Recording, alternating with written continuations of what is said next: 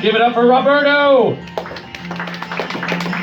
Yeah, I feel like his son and Sandra's daughter are gonna end up together. There's a lot of weird stuff going on there. All right, your next comic coming to the stage is Nicholas Brownlee.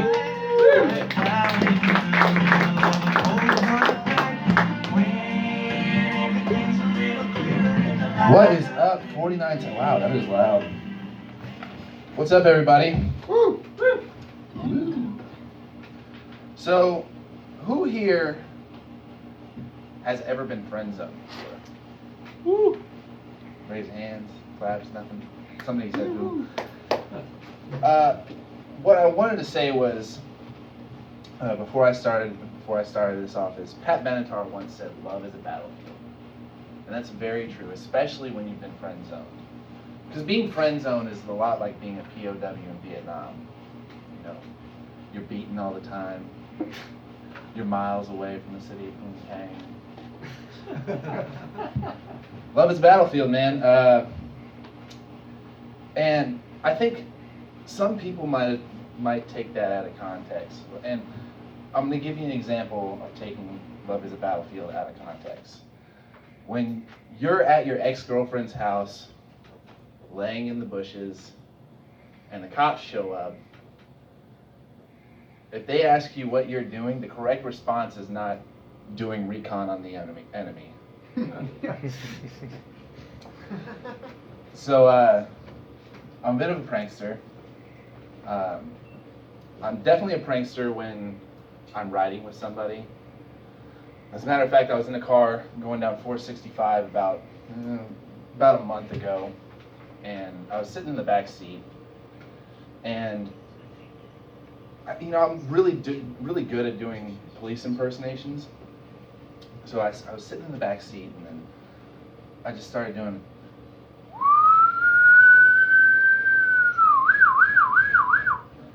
And I figured, he'd slow down, go to the emergency lane, turn his hazards on, get his insurance and license out, and all that different stuff. And fuck that, he sped up.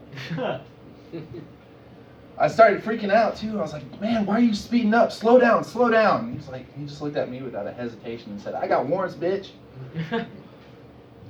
And the next thing I did is, like, as soon as we got off on my exit off 465, I had him pull over, and I immediately ordered another Uber driver. The moral of the story is, Mitch, please take care of your warrants, man. Then I'll give you a 5-star review. I did my first comedy roast the other day. Yeah, I got about that many laughs the entire time. It was horrible, man. I got beat so bad.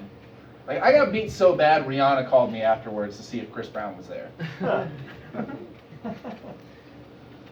But, I mean, you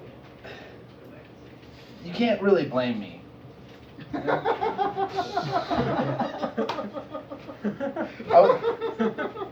I was nervous. My palms were sweaty, knees weak, arms were heavy, vomit on my sweater already. But it wasn't mom's spaghetti, it was ramen noodle. Because for some reason, even at my age, Eminem was doing better than me. You don't need to be a fucking bomb tech to see how much that one blew. I like to play the nervous role a lot when I'm doing stand-up comedy. And the reason being is because, I do that when I flirt. And that's what I'm doing with you guys. I'm flirting with you. I'm teasing you. Getting you all buttered up. It's working. It's working. So, and the reason I found out that the nervous role works is because when I flirt, I sound like a third grader that's giving his first oral report. I just walk up. Helps that I'm even looking like a third grader right now.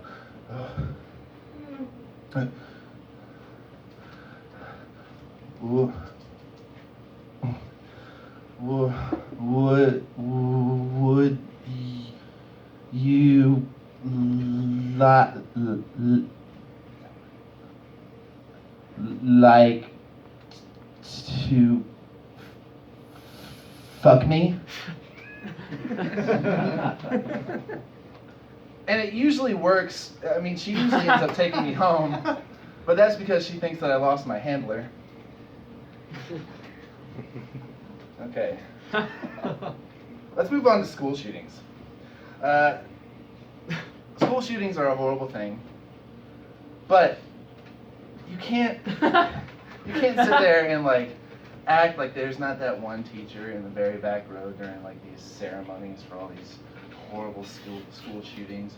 You know, they're going through that list of names, and I'll give you an example of it right now. Like, there's going to be a principal standing up front, just reading off names. Teacher's sitting in the back, just like Gary Smith, James Saychow, Nicholas Brownlee. Oh, thank God. Fuck that kid. And then, like, four seats away, there's the family of, there's my family, and teacher just looks over and says, I'm so sorry for your loss. Fuck that kid.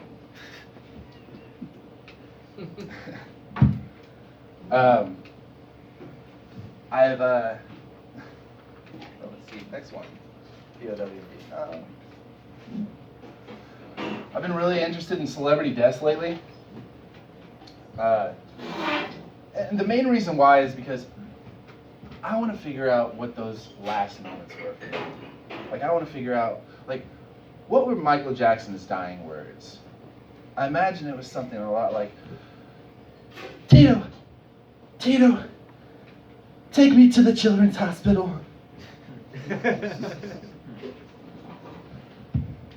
Or Paul Walker, like, that was confusing for me, because when I woke up in the morning and the news was broadcasting it, I didn't know that he had died. I just thought that he had really bad dandruff because the news kept saying they couldn't find his head and shoulders. And it really sucks because, like, I know a lot of women were attracted to him. Well, the good news is he's extremely hot now. Crispy. You guys are kind of holding back. Are these too dark for you? Like, am I just fucked up in the head? Yeah, I'm probably fucked up in the head. I've noticed that comedy is a lot cheaper than psychotherapy. So welcome to my world. That's it for me. My name's Nicholas Brownlee. Yeah. There it is.